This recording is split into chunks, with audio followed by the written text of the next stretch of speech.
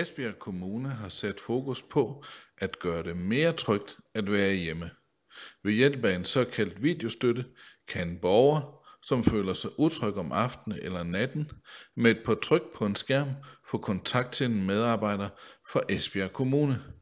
Videostøtten er lavet sådan, at det er borgeren, som giver kommunens medarbejdere tilladelse til forbindelsen. Borgeren bestemmer suverænt, om han eller hun vil modtage et videoopkald. Videostøtten er et forsknings- og udviklingsprojekt, som laves i samarbejde med Aalborg Universitet og virksomheden Viewcare. Formålet med denne video er at hverve nye deltagere til projektet, og her vil vi gerne bede om din og dine kollegers hjælp. Jeg synes jo, der er rigtig mange gode muligheder og gode ting i videostøtten. Dels så kan det bruges til, at borgeren får støtte og hjælp på vej ud i at leve så selvstændigt liv som muligt. Det kan være en del af nogle mål i forhold til, at borgeren skal klare sit liv bedst muligt selv, men alligevel har en sikkerhedsline tilbage til noget, som er trygt. Det kan være meget tryghedsskabende for borgeren. Jeg kan se muligheden både, når man skal flytte dem i det, vi kalder flow-cirklerne, men jeg synes også, der er en rigtig stor mulighed i dem, som vi har på bosteder, som vi arbejder med, som skal ud og leve et mere selvstændigt liv og en selvstændig bolig. Okay. For dem er det rigtig vigtigt, at man kan sige, jamen du er ikke ladt alene i hele verden. Der er en livline, hvor du både kan se den medarbejder, som ser dig, og så det er ikke kun en telefon. Så når du oplever utrygheden i det, så kan du også få fat i nogen. Så der er rigtig mange muligheder. Der er også muligheder på sigt for, at man kan erstatte nogle af besøgene ved borgeren. Ikke at det skal være, at man erstatter alle besøg, men en mulighed for at have en kontakt, hvor der måske er en snak, der er nødvendig med. Det kan på sigt måske også være en mulighed for, hvis borgeren oplever et eller andet, de bliver meget forskrækket eller utrygge ved, så skal de vente til 2 dage, når medarbejderne kommer. Her kan de hurtigt få den utryghed af vejen ved at kontakte medarbejderne og få tingene sat i relief.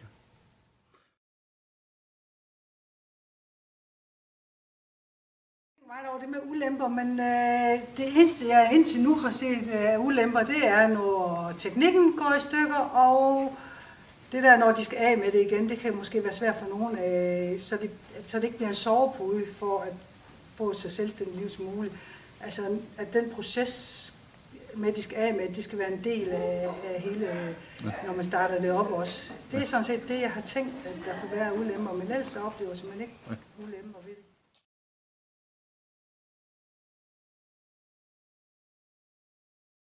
Altså man skal jo skabe det setup, der skal til i forhold til, at de borgere, som henvender sig, så er der altid en medarbejder, der ser i den anden ende at tage imod.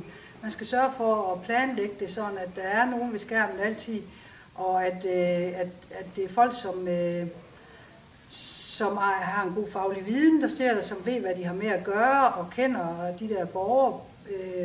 Hvis ikke de kender dem helt personligt, og ikke har mødt dem alle sammen personligt, så ved de i hvert fald, hvilken borger der er tilknyttet, og hvad problematikker de borgere har. Man er nødt til at arbejde lidt med,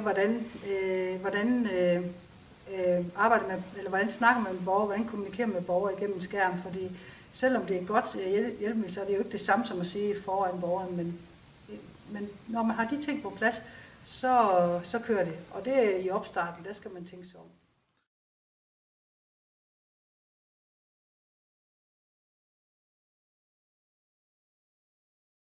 Nej, der er jo den mulighed med, at man har en telefon, og man kan aftale med borgeren, at telefonen bliver taget, og så aftaler man i telefon. Jeg går hen og tænder på skærmen nu, og så kan vi tage snakken. Så man i telefonen kan lave en vurdering. Skal jeg skynde mig, eller drøne derhen, eller skynde mig derhen, eller kan det vente 10 minutter? Ja. Så den mulighed er der også i det.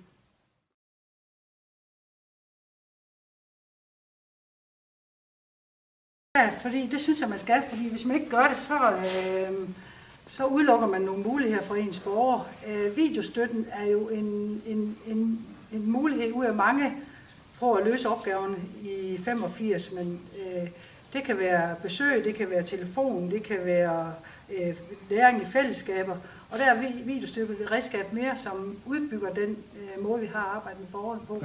Og det understøtter rigtig godt de processer, vi har i masterplanen med at vi vil arbejde med borgeren hen mod det så almindelige liv som muligt og selvstændige liv som muligt.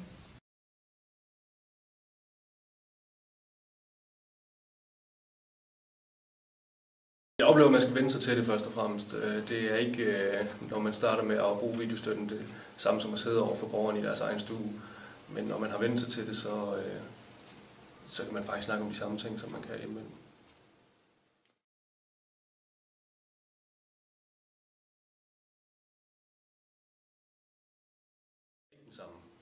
Det vil den ikke være, når du sidder over for videoen. Men som jeg sagde, når man lige så stille vender sig til det, og borgeren vender sig til det, så bliver kontakten faktisk rimelig okay.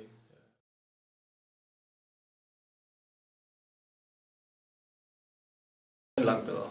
Du kan jo læse deres kropssprog. Du skal ikke kun høre på deres tonefald, hvordan de har det. Du kan se deres øjne, du kan se deres mimik. Du kan faktisk læse dem næsten lige så godt, som du kan, når du sidder overfor dem.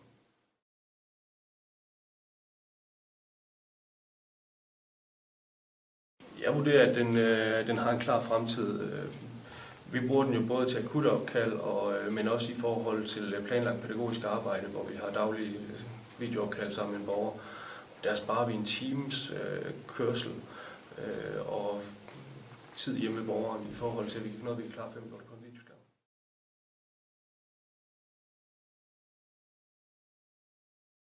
Den optimale borger til videostøtten vil være en borger, som bor i eget hjem, som får paragraf 85 støtte omfattende og op efter. Det vil også være en borger, hvor man kan sige, at der er et udviklingspotentiale i forhold til den støtte, vedkommende får. Det vil sige, at nogle af de besøg, som borgerne eventuelt får i dag, på sigt vil kunne løses over videostøtten. Der, hvor vi har set de bedste resultater, det er der, hvor medarbejderne også en gang imellem ringer op til borgeren, så man på den måde er fælles forpligtet. Det vil sige, at medarbejderne ringer op til borgeren en gang imellem, så bruger borgeren faktisk også videostøtten. Projektet videostøtten skal videre, og til det har vi som nævnt brug for din og dine kollegers hjælp. Måske har du og dine kolleger i jeres gruppe en borger, som kunne have glæde og gavn af at deltage i videostøtteprojektet. Drøft det og henvend dig enten til Lars Lange eller Claus Østergaard og aftale nærmere. Du kan også læse om, hvordan man inkluderer en borger i projektet i mailen, hvor du har fået linket til denne video. Vi glæder os til at høre fra